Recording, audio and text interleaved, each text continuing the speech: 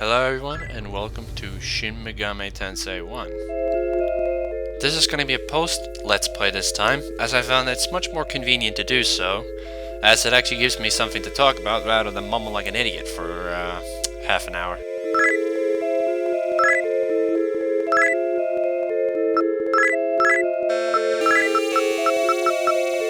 If you're wondering about the names I'm going to give to these characters, they're all listed on the Shin Megami Tensei wiki.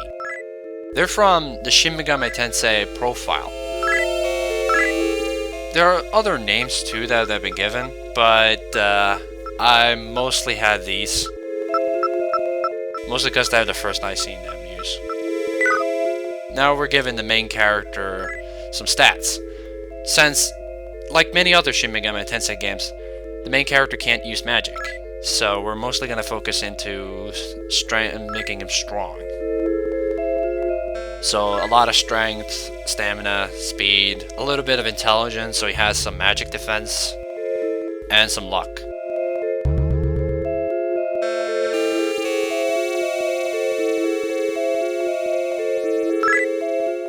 Oh yeah, that's another thing Shin Megami Tensei has a lot of. A lot of Christian symbolism, or religious symbolism at least. This is Yuiji. He's gonna be the mage, so a lot of magic, intelligence, but also stamina and speed.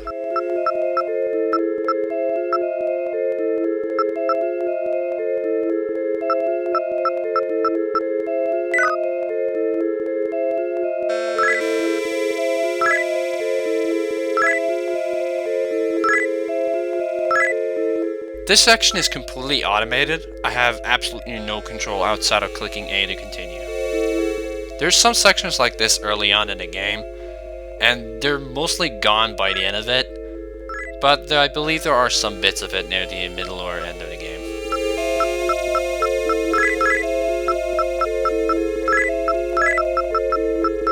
This is Takeshi. For him, we're mostly going to focus on strength and stamina and speed again. Mostly because he's gonna be purely melee focused, as he's best with that. He also gets some magic, as you see there, but he's not that good with it.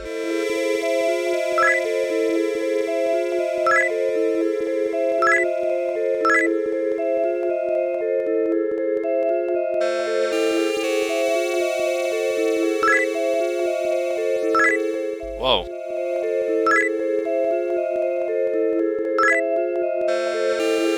This is Yuriko. Notice the difference between not being giving her any stats or names.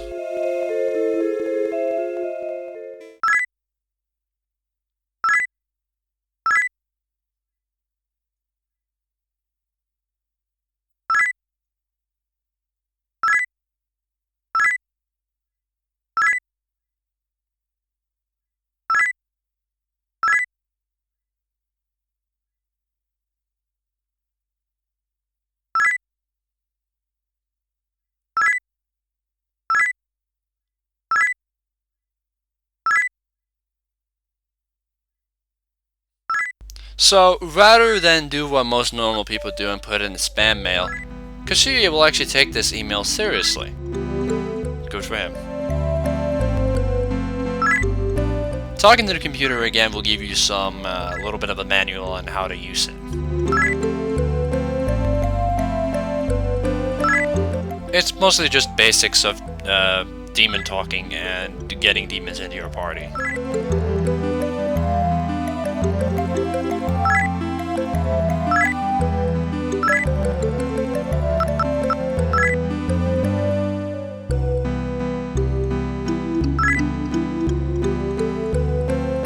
A little bit of backstory on what's going on currently.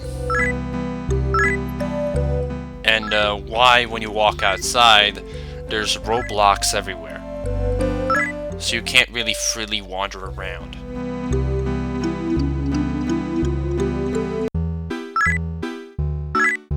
Take note of the dog. He will be important later on.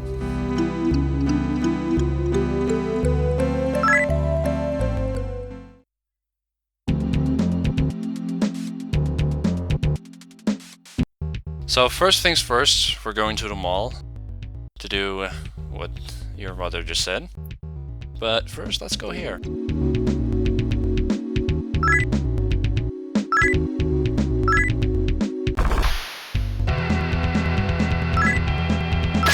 Oh shit.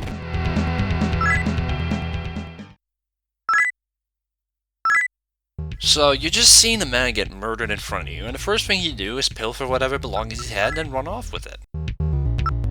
And this is me briefly mucking up on what button to click.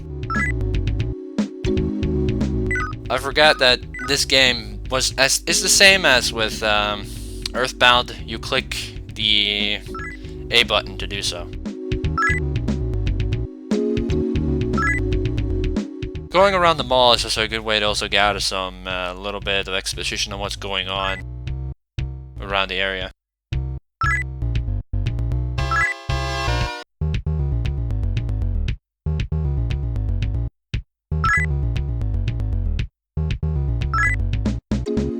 Oh yeah, the game also tends to do that annoyingly. You try and leave or move around in one spot, and suddenly like NPCs that stand there can have that happen.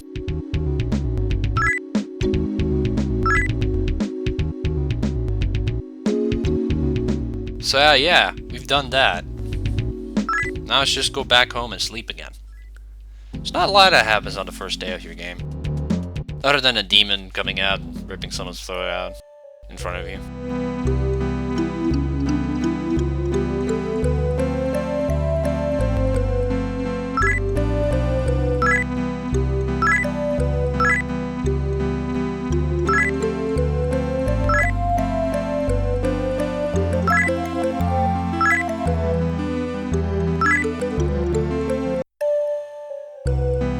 Now all that's left to do is just sleep and have another creepy dream.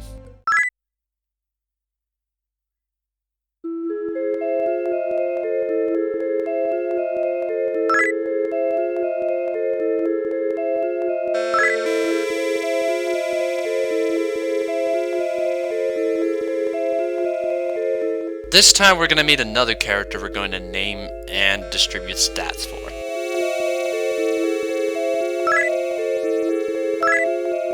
Not you.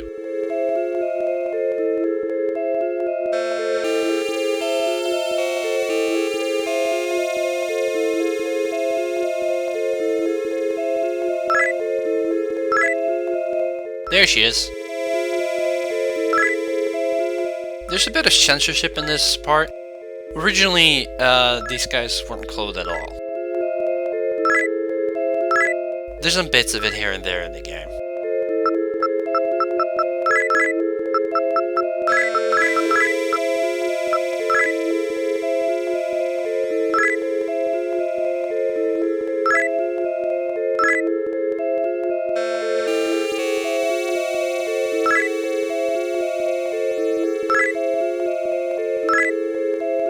This is Yuka. For her, she's like Yuji. She's gonna be a mage, so for the most part, just pump it those magic stats. Although she's not gonna be playable for a long while.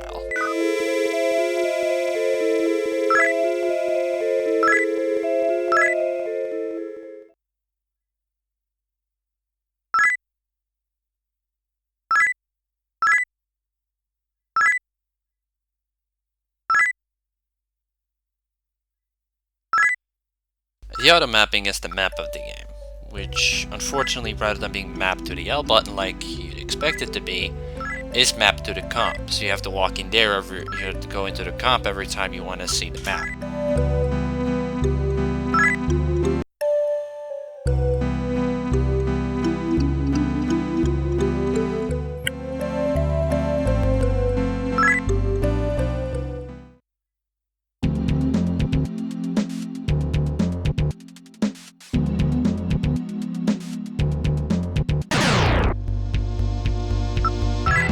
And now enemies are popping up. I don't think you can talk to them just yet, so just kill them. You're going to be jumping in levels in this part, mainly due to a lot of these enemies going to pop up and being ridiculously easy to kill.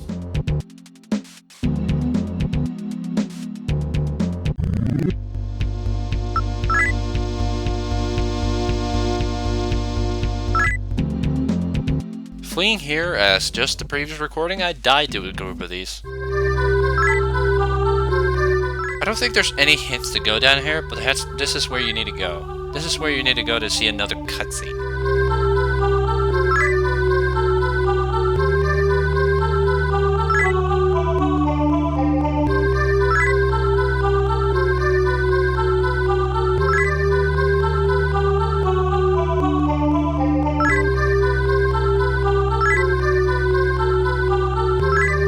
This old guy is not going to be important for a long while. He mostly just shows up here for a bit, giving you this little dream sequence in the middle of the day. Also completely automated. Although, later on you will recognize this area. Or at least a palette of the area.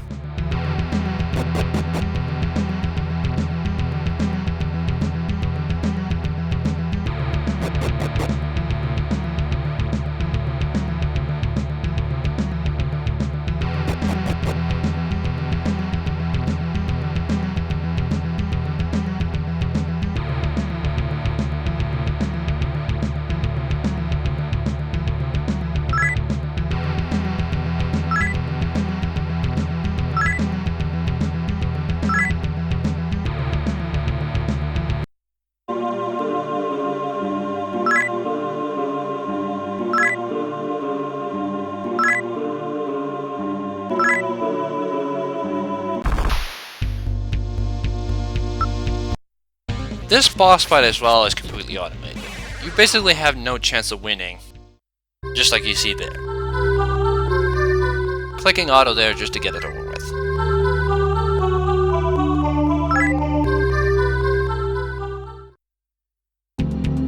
That's a boss that you're not going to see for a long while. Now that's all they need to do is go back home, but first, I've decided to go and get some armor first.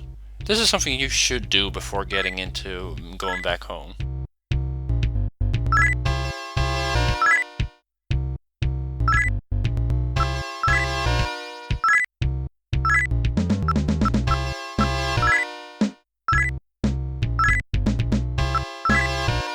Sure, it's nearly completely draining your allowance, but that's better than basically being given a large shit tons of damage by a lot of these enemies.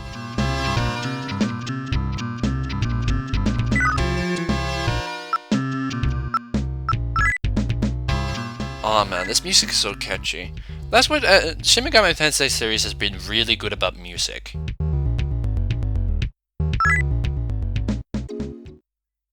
And it's something you can instantly recognize. Like, I heard bits of this type of music back in, like, Shin Megami Tensei 3 Nocturne.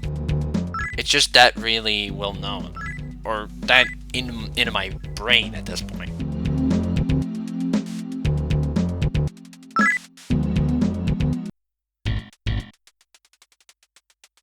So now we're thrown into a jail cell, with no way out.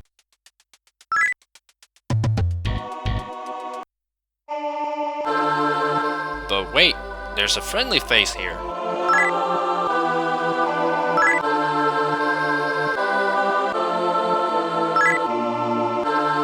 We finally found Yuichi.